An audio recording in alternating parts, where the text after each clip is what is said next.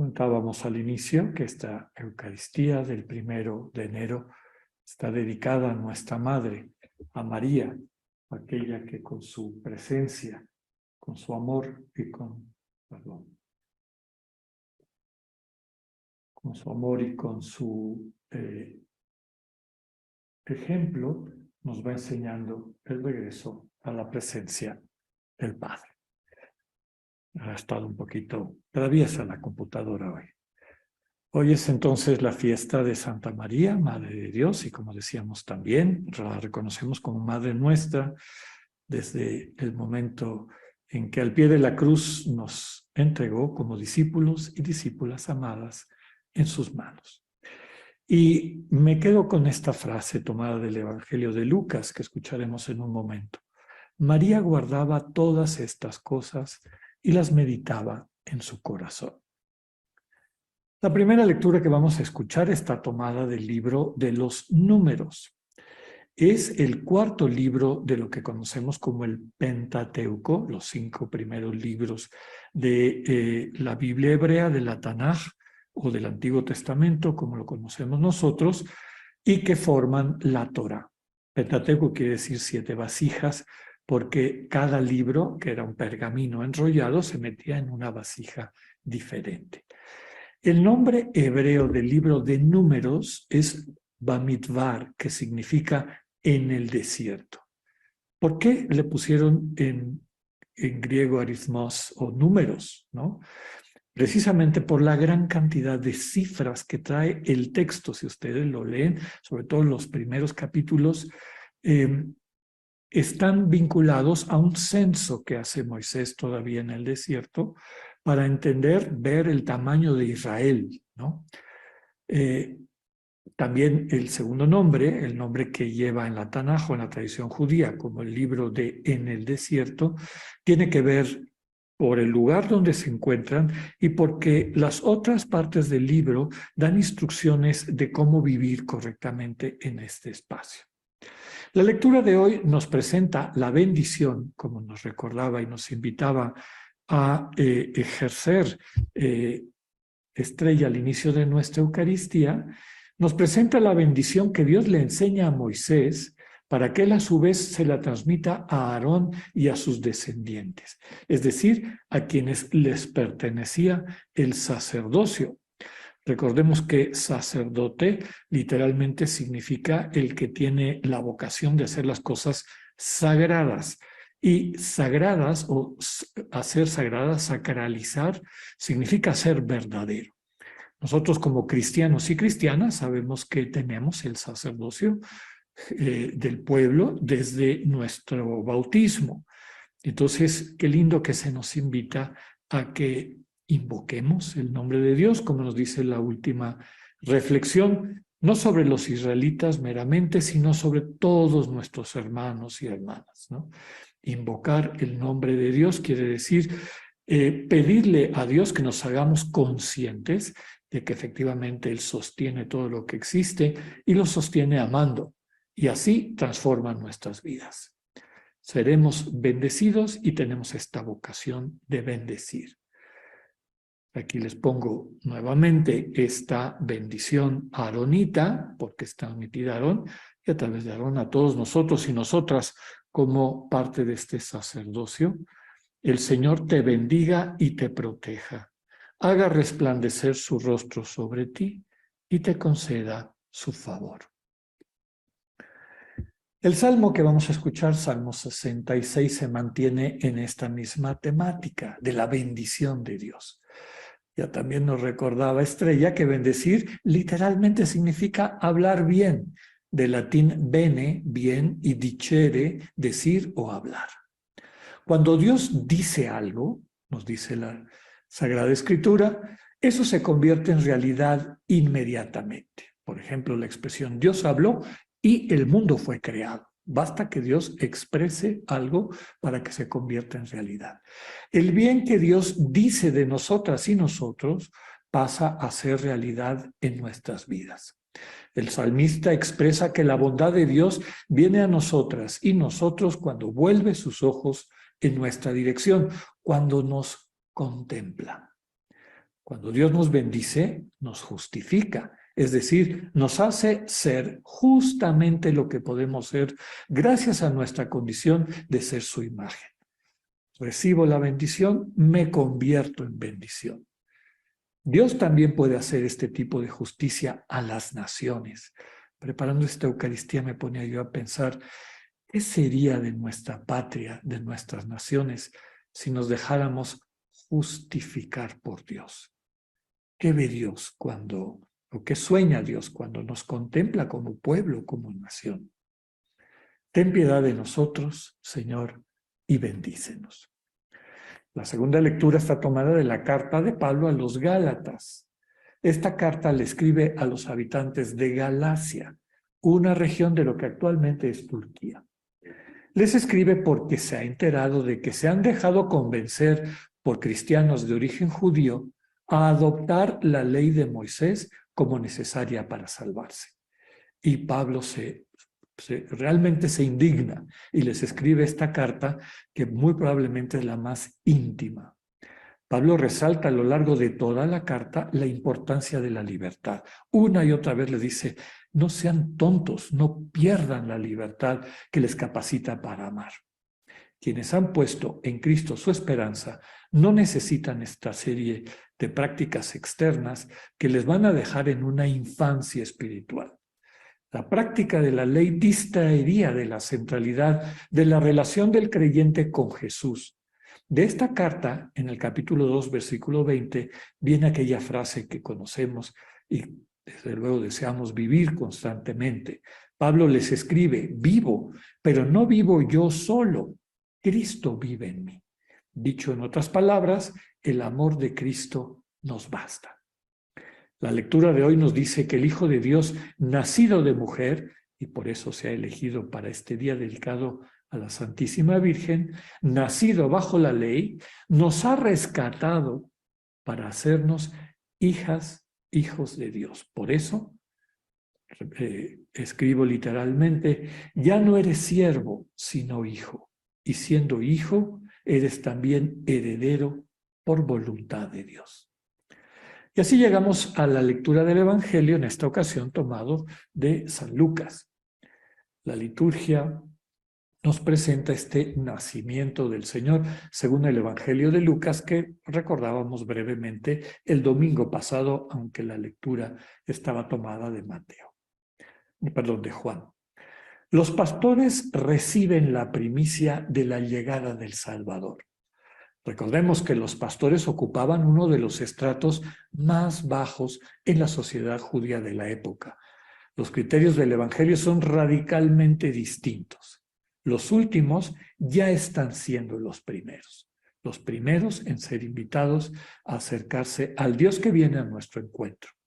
Recordemos que los pastores tenían prohibido acercarse al patio de los sacrificios porque eran considerados permanentemente impuros, mucho menos al edificio del templo. Pareciera que se les negaba por voluntad de Dios acercarse al lugar del encuentro. Por lo tanto, viven en la marginalidad civil y religiosa. Dios viene a su encuentro, nace en el margen. Es decir, ni siquiera en el pueblo, en un establo que está en una cueva, en el margen de un pueblito, en el margen de Judea, que a su vez estaba en margen del Imperio Romano. Los pastores entienden el mensaje de Dios, entienden a sus ángeles, a sus mensajeros, y rápidamente lo reconocen. Lo que no pudo hacer Herodes y toda su corte, ni la élite religiosa de la época. Los pastores comparten su alegría con María y José y con otras personas que cuando los oían quedaban maravillados. Seguramente que Lucas puso eso para que nos pusiéramos en el lugar de aquellos que cuando oímos esta historia nos quedamos maravilladas y maravillados. El texto sigue diciéndonos que habiendo encontrado al Señor, vuelven a su cotidianidad, es decir, a sus campos, a su pastoreo, alabando y glorificando a Dios por lo que habían visto y oído, es decir, percibido y experimentado.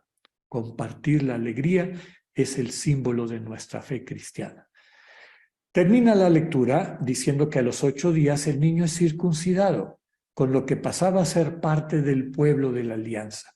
Y como era parte de la tradición, recibe en ese momento su nombre, Yehoshua, que significa Yahvé salva, aquel nombre que el ángel le había revelado a María. La lectura es elegida en esta fiesta precisamente porque María ocupa un lugar importante en esta narrativa de Lucas. Es la mamá del niño. A ella ha elegido Dios para ser madre de su hijo y, muy importante, guardaba y meditaba en su corazón los acontecimientos que vivía, es decir, los compartía con Dios, dialogaba con Dios sobre lo que le pasaba, sobre su vida. Por eso podemos considerar a María madre y maestra de quienes practicamos el camino contemplativo.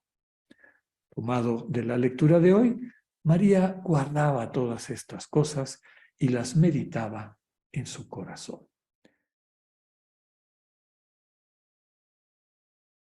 Antes de la reforma litúrgica del Vaticano II, esta fiesta del 1 de enero era la fiesta del nombre de Jesús, ¿no?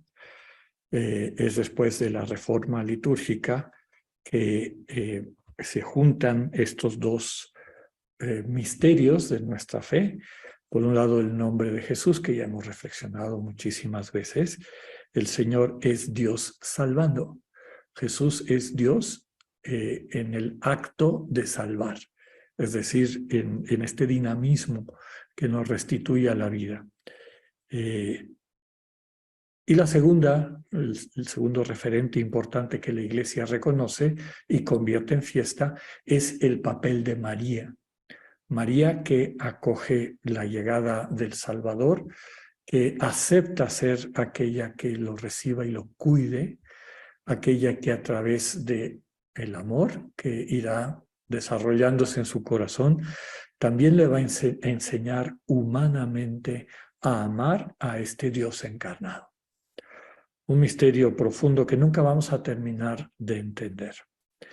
Y como todos los misterios, es importante que aprendamos también de María a llevar eso que no entendemos de manera primera o, digámosle, inmediata o sencilla a nuestro corazón, al lugar donde en un diálogo con Dios la vida se va asentando, decantando, encuentra sentido y finalmente percibimos dónde se ubica esto en la historia del amor divino. Porque esa es la historia de Dios, esa es la historia de salvación, esa es tu historia y mi historia. La historia del amor de un Dios que nos creó para que viviéramos en comunión eterna con Él. Como hemos dicho en otras ocasiones, para poder acceder a esta comunión necesitamos ejercitar el amor, aprender el amor divino. Y para eso el Señor, y desde luego María también, porque Él así lo quiso, son nuestros maestros, son nuestro camino, es decir, nos permiten entender, porque lo vivimos, lo que este amor significa. Hace algunos días que tuvimos una fiesta mariana en el tiempo de la oración, en los jueves, les leí a quienes participaron en esa oración del jueves en la mañana un fragmento muy bello del himno de la Navidad, de la fiesta de Navidad en la Iglesia Ortodoxa. Y dice así: ¿qué te podemos ofrecer, oh Cristo, puesto que has nacido por nosotros sobre la tierra como un hombre? Todas las criaturas que son obra tuya te ofrecen su testimonio de gratitud. Los ángeles te agradecen con su canto, los cielos te agradecen con las estrellas, los magos te traen sus dones, los pastores su admiración, la tierra te regala una cueva, el desierto, el pesebre y el alimento. Pero nosotros, hombres y mujeres, hijos e hijas tuyas, te ofrecemos una Madre Virgen, María. Qué lindo de esta liturgia de la fiesta de la Navidad. Eso es lo que la humanidad le ofrece a Dios. A María, que acoge en su corazón la llegada del Dios vivo. Decíamos que las dos enseñanzas fundamentales de esta liturgia son, por un lado, la bendición de Dios, ¿no? Bueno, el rol de María, desde luego, el servicio de María, su misión, la forma como nos sana de nuestras visiones un poco distorsionadas de Dios, desde un machismo, un patriarcalismo, y nos permite entender el misterio de un Dios que sabe ser madre y que sabe abrazarnos y amarnos con las características propias de esa sensibilidad maternal, como también existe la sensibilidad paternal. Dios es Padre y Madre para nosotros y María nos enseña eso. Y la otra enseñanza, comentábamos, es esta de la bendición, decir bien, hablar bien. Y también subrayábamos que cuando Dios habla, cuando Dios bendice, eso se convierte en realidad. ¿Cómo podemos vincular la bendición que nos invita el texto desde Números, otra vez encontrado en el Salmo, y también la manera como Dios bendice a los apóstoles, a los pastores, y en los pastores a nosotras y a nosotros con la llegada de su Hijo? Pues a través de esta invitación a desarrollar en nosotras y nosotros la actitud de María. Y en otras ocasiones hemos hablado cómo podemos atravesar la vida en la superficialidad. Dios bendice siempre. ¿Cómo bendice Dios? Amando. Cuando Dios bendice amando, eso de manera inmediata se convierte en una transformación de vida para nuestro bien. Pero también en muchas ocasiones hemos dicho que la fragilidad de Dios está en que ese poder que tiene de transformar nuestras vidas radicalmente implica, como es amor, que nosotros primero nos demos cuenta y segundo, que lo aceptemos. Si no nos damos cuenta y no lo aceptamos, empezamos a vivir en un mundo donde el amor está ausente y actuamos así. Vemos a toda la gente como enemigo, competidor, y nos mantenemos en esa dimensión de sinsentido, de oscuridad, siguiendo los términos de la lectura del prólogo de Juan de la semana pasada. Pero cuando seguimos a María, cultivamos el silencio, llevamos la vida al corazón, no nos quedamos en la superficialidad. Vamos con nuestra vida al corazón, que es el centro de la experiencia contemplativa cristiana. Entonces, allá todo es transformado por esta presencia amorosa de Dios. Desde el corazón no hay nada que la vida nos presente que nos quite la paz, que nos impida percibir que en todo momento podemos encarnar el amor y en todo momento podemos ser bendición para nuestros hermanos y hermanas. Pidámosle a María en esta fiesta dedicada a ella, en este principio de año, en esta invitación a renovar nuestras actitudes, nuestras actividades, nuestra sensibilidad, que vivamos siempre desde el corazón. No nos conformemos con estar en la superficialidad, donde muchas veces permanecemos en la oscuridad y no sentimos el amor.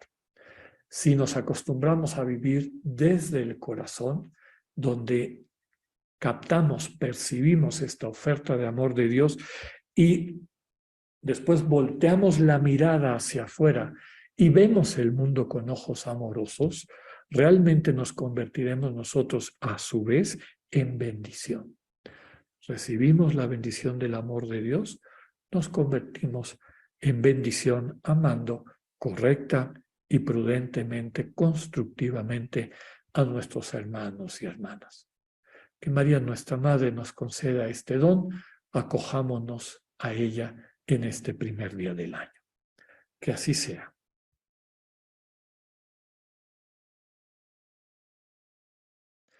Recordemos cuál es la clave. Tratemos de practicarla en esta semana.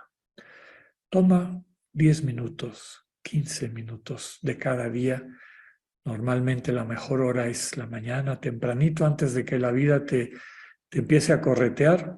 Y en esos 15 minutitos, compártele a Dios, cuéntale cómo estás, cómo te sientes, qué ves, qué te preocupa, qué te ocupa, qué te ilusiona, qué te asusta, qué te da tristeza, qué te indigna, así como estés. Cuéntale a Dios, pero no olvides guardar silencio.